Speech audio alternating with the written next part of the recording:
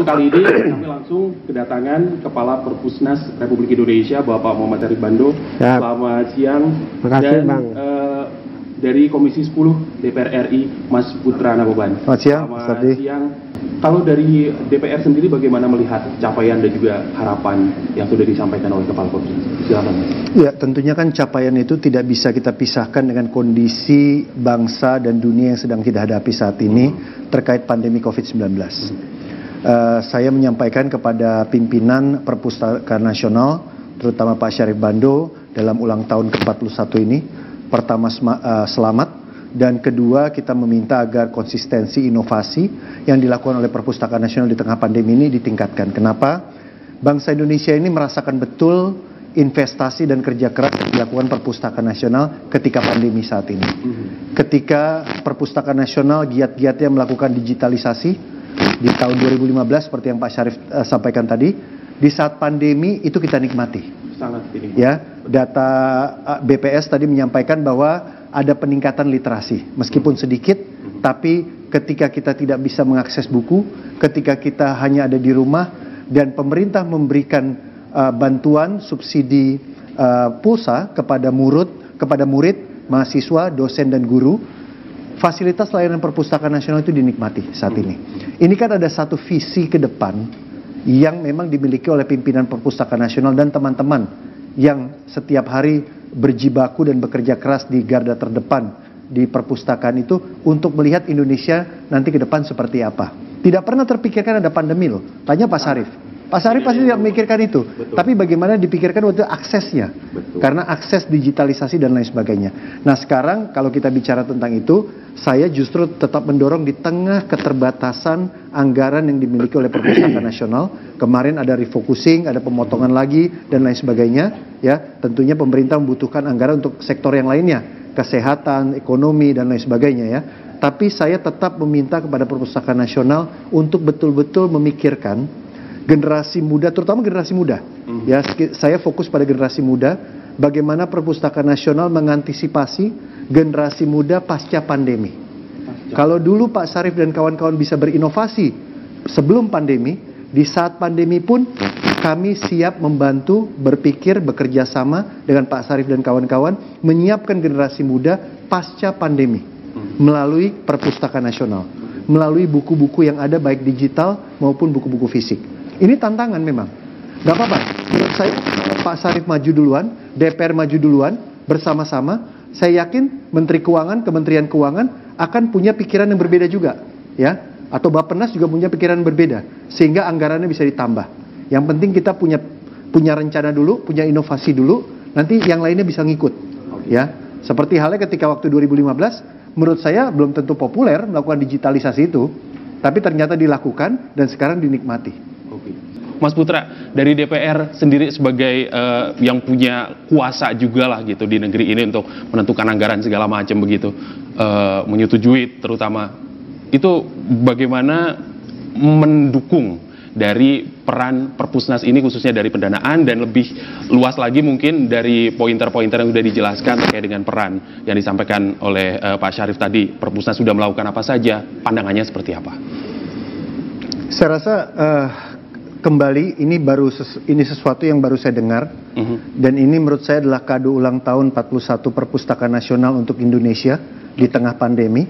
Ya, bagaimana mereka melakukan transformasi dan memanfaatkan perpustakaan-perpustakaan daerah yang ada di tengah-tengah masyarakat untuk memberikan pelatihan, memberikan tutorial, memberikan bimbingan agar mereka bisa punya mata pencarian dan keahlian yang lain.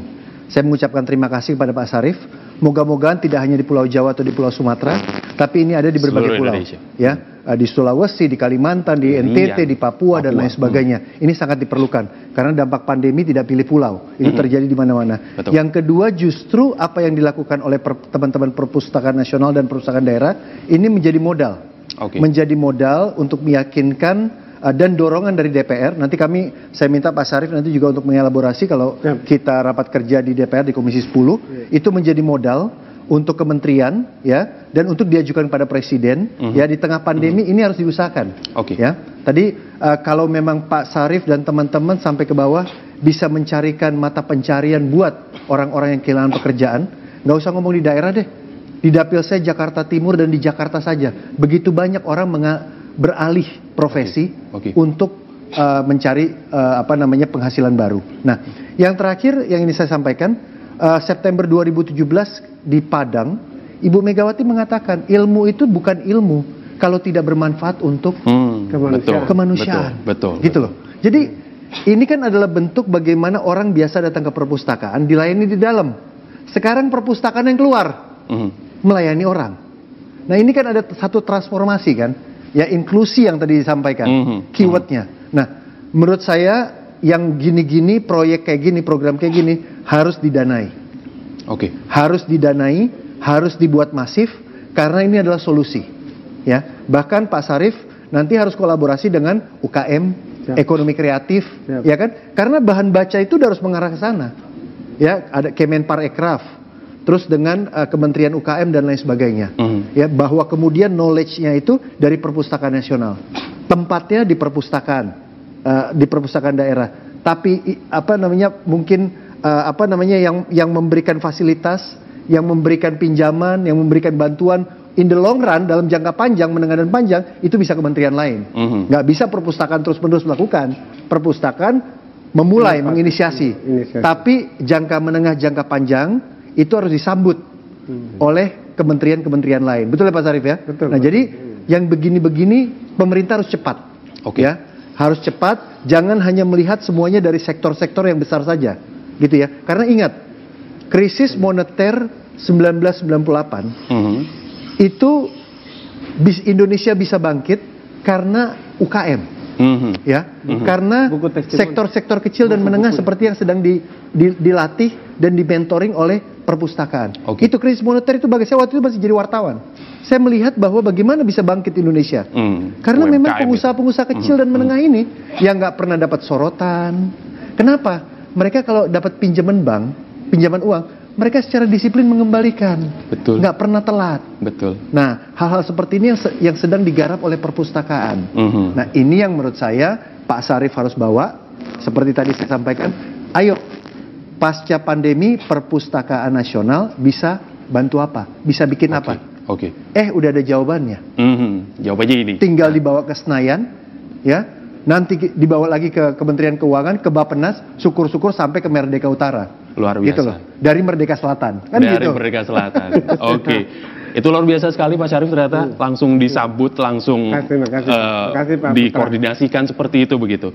Ini pertanyaan saya akan ajukan kepada Pak Sarif dan juga Mas Putra, pertanyaan yang sama. Tapi saya izin lempar dulu ke Mas Putra ya, Mas Putra ya. Kesempatahuan Anda, karena Komisi 10 salah satu job desk-nya juga kan terkait dengan pendidikan. Tadi sudah dijelaskan rasionya begitu, bukunya terbatas, tapi sepertinya ada perbedaan hal antara buku yang terbatas dengan minat baca yang kurang. Kalau kondisi yang ada di Indonesia ini, itu sebenarnya hanya bukunya yang terbatas saja makanya orang nggak mau baca, atau emang aslinya mereka pada nggak mau baca, Mas? Saya rasa kalau persoalan minat baca itu erat kaitannya dengan keterbatasan buku. Sangat erat kaitannya dengan keterbatasan buku ya. Artinya 10 tahun terakhir ini kita dibanjiri oleh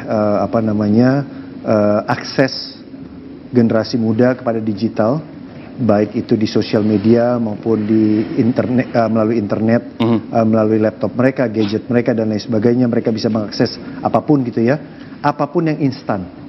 Ya, itu yang mereka dapat. Informasi-informasi instan, bahkan informasi-informasi yang tidak terverifikasi. Nah, ironisnya, buku-buku yang justru bisa mencerdaskan mereka, memberikan mereka perspektif, menambah ilmu, memberikan konteks kepada mereka. Yang mahal itu bukan teks. Yang mahal itu konteks.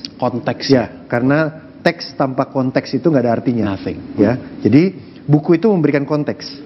Yang di handphone itu cuma teks, tidak akan pernah memberi konteks. Seperti Israel Palestina itu perkembangan saja, konteksnya apa tidak ada di handphone. Nyatanya itu adanya di buku, ya carinya di buku. Nah, justru minat baca dari masyarakat Indonesia itu memang tinggi. Lihat saja penggunaan mereka untuk mengakses informasi. Tapi informasi yang ada itu selalu adanya lewat handphone, tidak lewat buku. Sehingga kalau dikatakan minat baca Indonesia rendah, itu tidak benar. Yang tidak ada itu adalah buku yang mumpuni. Akses buku yang jumlahnya mumpuni, sufisien, yang sebarannya itu merata di berbagai wilayah Indonesia. Kalau kita lihat tadi rasio kan kelihatan betul, ya kan? Jumlah perpustakaan pun juga makin ke timur makin sedikit sebarannya, ya. Jadi, nah hal-hal seperti ini harus dipenuhi dulu. Seperti apa namanya, menu makanan gitu ya, 4 sehat 5 sempurna, makan 3 kali sehari, sekolah 12 tahun, itu jumlah buku juga dipenuhi dulu. Baru kita bisa mengatakan minat baca itu tinggi atau rendah. Jangan jumlah bukunya masih belum kita penuhi, kita sudah mulai berspekulasi, mulai ngomong yang enggak-enggak, ya, bahwa dunia luar ingin mendiskreditkan kita, itu bukan sesuatu rahasia lagi. Dunia luar ingin kita terpecah-pecah, itu udah nggak usah jadi omongin lagi, ya. Tapi kita fokus memenuhi jumlah buku dulu, ya. Anak-anak Indonesia punya buku yang jelas jumlahnya secara pas dan benar, gitu ya. Seperti sekolah 12 tahun, baru kita ngomong minat baca tinggi atau rendah, gitu loh. Jangan pula makan cuman seminggu 3 kali, terus kita bicara gizi. Oh jangan, kenapa ya pertumbuhan anak ini tidak bergizi? Jangan, ya kasih makan dulu 3 kali sehari, kasih asupan yang benar, makannya harus konsisten seminggu, olahraganya rutin, baru kita ngomong gizi. Kasih dulu bukunya, baru kita ngomong literasi. Jadi jangan diputer-puter gitu loh, ya kan? Karena di DPR kita belajar juga yang diputer-puter gitu loh. Jadi kita nggak terharu kalau dengan rekayasa orang lain gitu ya. Orang luar merekayasa Indonesia punya begini-begini dan lain sebagainya gitu. Ya. Siap. Anda dari Komisi 10 begitu, Mas Putra Nababan, punya catatan apa terkait dengan fakta ini? Tadi di paparan Pak Syarif ada 4 level literasi ya. Yang nomor 1 kan belum bisa kita penuhi. Makanya nomor 2 itu tidak bisa melihat apa yang tersirat dari yang tersurat, gitu ya. Nah jadi kalau kita lihat dalam konteks informasi yang begitu banyak di dalam genggaman seorang anak, gitu ya, generasi muda, begitu banyak informasi yang mereka dapat dalam berbagai latar belakang, baik itu bahasa, terus konteks yang diberikan, karena orang yang memproduksi informasi-informasi itu, data-data itu pasti punya konteksnya masing-masing, ya. Saya pun di rumah punya anak SMP dan SMA, kita sudah mengatakan untuk tidak mempercayai hanya 1 informasi, hanya 2 informasi, tapi cari informasi yang lain, ya. Jangan kalau ada 2 belah pihak yang bertikai, jangan hanya dari kedua, tapi dari sisi yang netral dan yang lain, dan juga bahan bacaannya. Kalau perlu kita tarik ke belakang. Nah, ini kan yang tadi disampaikan oleh Pak Syarif dan menjadi perjuangan kita semuanya, bagaimana anak-anak Indonesia, orang Indonesia itu lebih banyak baca.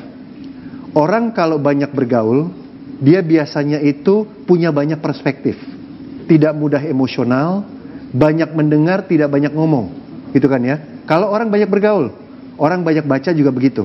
Nah, kalau orang tidak banyak baca, tidak punya banyak bacaan, lebih banyak mereka berimajinasi, kemudian ngarang-ngarang, kemudian cepat ngambil kesimpulan, mudah marah, dan lain sebagainya. Nah, kita tidak ingin orang-orang Indonesia menjadi orang-orang yang seperti itu. Kita ingin agar pemenuhan buku, bahan baca itu segera bisa direalisasikan. Karena sumbernya itu semuanya ada di buku. Ada di buku? Ada di buku semuanya. Ya kalau saya bilang buku itu maksudnya bukan hanya dalam konteks buku-buku kertas itu, bukan ya, buku, tapi betul-betul bahan bacaan yang berkualitas, gitu ya. Kalau dikatakan ke orang Indonesia, terkait juga dengan protokol kesehatan lah. Protokol kesehatan COVID, kalau kita lihat kemarin rame-rame dan lain sebagainya. Kalau menurut saya itu juga karena kurang baca. Ya kan? Contoh sekarang, bagaimana Pak Syarif kalau saya bicara maskernya dipasang, beliau bicara masker itu karena kita baca. Ya, jadi bukan karena kita tiba-tiba, ini kan semuanya karena kita punya bahan bacaan. Kita punya kita punya teks dan kita mengerti konteksnya. Nah ini yang menurut saya, apapun yang tadi Mas mau tanyakan, menurut saya itu di hulunya itu ada keberpihakan. Kalau saya dalam konteks negara, harus ada keberpihakan negara. Eksekutif, yudikatif, dan legislatif punya keberpihakan pemenuhan buku secepat-cepatnya, ya kan? Nah, kalau yang dilakukan oleh Perpustakaan Nasional, terutama hadiah mereka di tahun ke-41, memberdayakan masyarakat, ya, keluar dari pintu perpustakaan, memberdayakan masyarakat, menurut saya itu adalah sesuatu yang luar biasa, yang menurut saya itu harus ditangkap peluang itu oleh kementerian, dan harus didorong, harus disinergikan dengan kementerian-kementerian yang lain. Baik. luar biasa sekali jawabannya Mas Putra. Ini semua gambaran pengakuan orang damai. Ada untuk beliau. Luar biasa. Ini mantap ini. Luar biasa. Bisa diabadikan teman-teman ya.